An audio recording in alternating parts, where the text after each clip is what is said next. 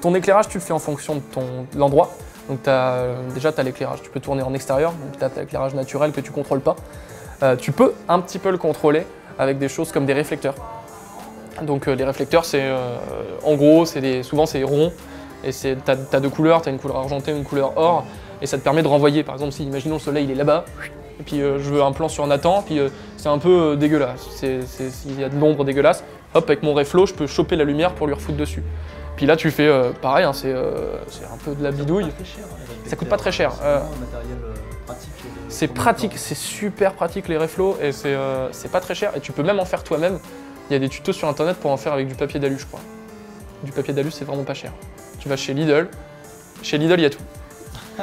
Et du coup, un réflo, ça peut te sauver des trucs des fois. Parce que tu rechopes les lumières et puis tu refais un peu de lumière comme ça. Après, en extérieur, sur du tournage plus pro, ils ont des lights, ils ont des gros trucs.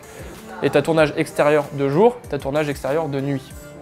Alors là, quand tu tournes de nuit, ton éclairage, déjà, il faut en avoir carrément plus. Il faut un éclairage il faut que ça soit super puissant. Et il y a un truc tout con, c'est que si tu tournes de nuit en forêt, t'as pas de courant, tu vois, les arbres n'ont pas encore de wifi. Ils vont bientôt, mais pas encore. Du coup, tu dois prendre un groupe électro et le mettre ultra loin, parce que ton groupe électro, il fait à mort du bruit. Si tu as un groupe électro à côté de tes acteurs, ton ingé son, il pète un câble, quoi. T'as un bruit de moteur en fait à côté. Donc ça, c'est pareil, méga rallonge, groupe électro super loin, lumière, il faut tout gérer ces trucs-là. Et pour que ça soit joli, j'ai pas de technique. Moi, en lumière, j'ai pas de technique préétablie. Il y a certaines techniques qui existent, des sources à 3 lumières, des trucs comme ça.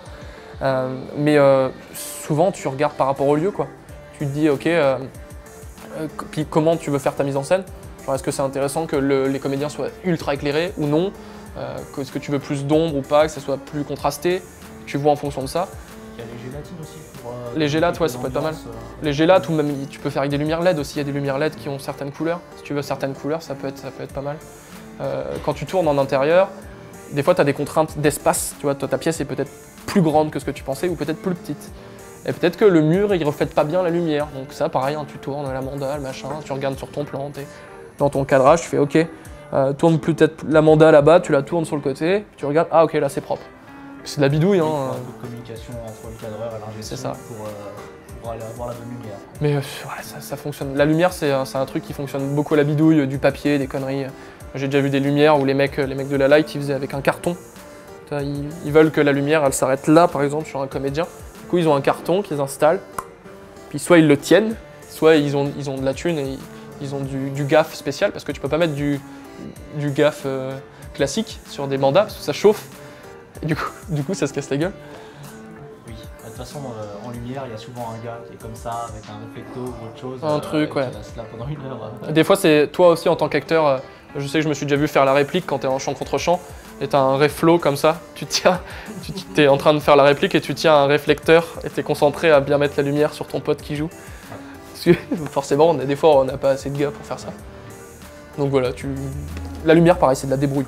Pour un autre niveau, c'est de la débrouille. Comment trouver un décor qui correspond à l'ambiance de la série? Alors, tu t'écris tes scènes, ok? Moi, je sais que quand j'écris là, souvent, tu as tendance à mettre beaucoup de décors. Une série comme Bref, par exemple, pour le producteur, là, c'était horrible. Parce que dans Bref, l'épisode dure 1 minute 45, mais il y a genre 70 décors. Enfin, des fois, dans un épisode, ça va partout. Plus tu augmentes tes décors, plus tu augmentes tes contraintes. Donc, moi, je sais que ce que je fais, c'est que j'essaye de... Là, j'ai écrit une autre série où je me suis limité en décors. Je me suis dit, ok, je veux un seul décor. Parce que ce sera plus simple. Et là, pour la série que je suis en train de faire en ce moment, j'ai 3 décors principaux. Là, on est en train de travailler sur des concept art. Donc, je travaille avec une fille qui est architecte et graphiste. Balance des idées. Elle me balance des idées. Elle fait des concept art. Et puis, de ces concept art, je dis, ok, ce truc-là, j'aime bien. Ce truc-là, moi, j'aime bien ces trucs-là. Petit à petit, on va avoir plusieurs concept art des lieux importants de la série. Et là, ensuite, on va passer en repérage. C'est-à-dire qu'on sait à peu près le lieu qu'on veut. Ok, on veut des murs blancs, on veut que ça soit bas de plafond, on veut qu'il y ait quand même une source lumineuse extérieure. Tu vois, on a certains critères. Et de ce point de vue-là, on fait ok, on va partir en repérage et là, on cherche.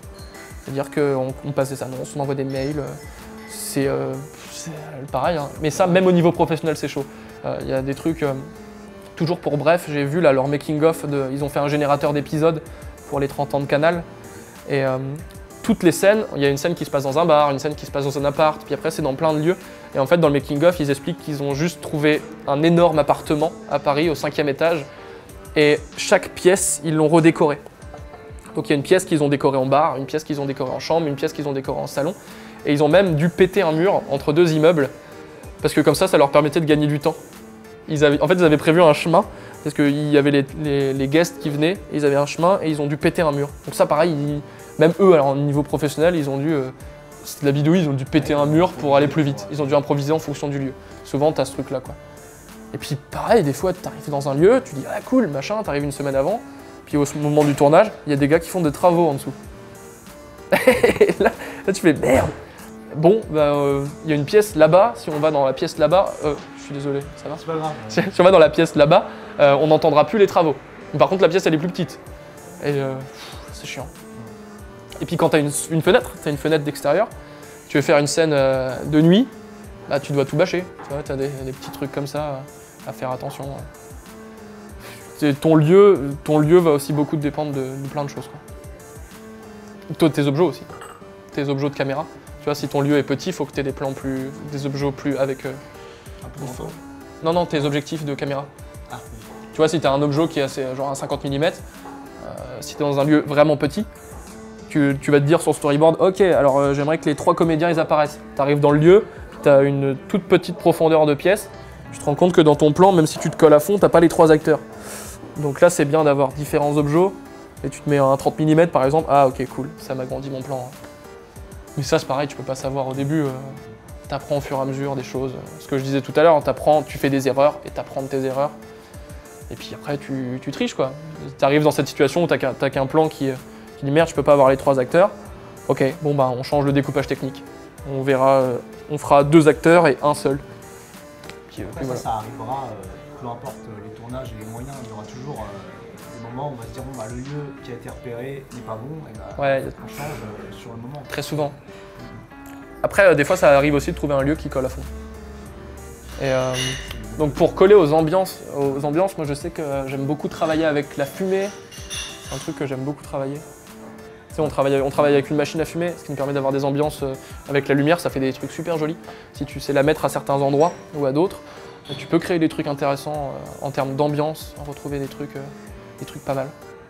Mais sinon, concept art, repérage, super important, quoi.